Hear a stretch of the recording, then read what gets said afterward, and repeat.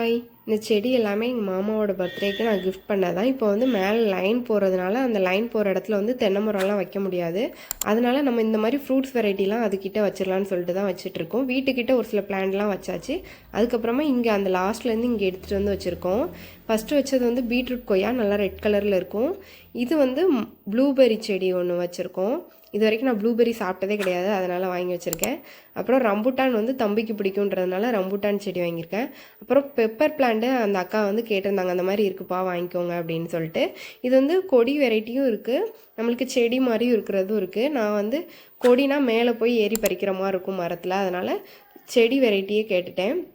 மரத்துக்கு நிழலில் தான் வைக்கணும்ப்பா, அடியில் வைங்க நிழல் இருக்க இடத்துலன்னு சொன்னாங்க. அப்புறம் எனக்காக நான் ஒரு மருதாணி செடியுமே வாங்கியிருந்தேன். ஆல்ரெடி நம்ம தோட்டத்து மண்ணில் கையை வச்சுட்டு பார்த்தாலே மருதாணி வச்ச மாதிரி தான் இருக்கும். அப்புறம் செடிக்கு எல்லாமே ஈவினிங் ஆகிட்டுன்றதுனால கரண்ட் எடுத்துட்டாங்க. அதனால் நாங்கள் பக்கெட்டில் அந்த வீட்டுக்கிட்டே இருந்து இங்கே வரைக்கும் பக்கெட்டில் தண்ணியெல்லாம் எடுத்துகிட்டு வந்து செடிக்கு எல்லாமே ஊற்றி விட்டுட்டு வீட்டுக்கு கிளம்பும்போது இருட்டியவே செஞ்சிருச்சு. அப்படியே அந்த வியூ எல்லாமே சூப்பராக இருந்துச்சு. வீட்டுக்கு கிளம்பிட்டோம். நெக்ஸ்ட் விலாகில் பார்க்கலாம்.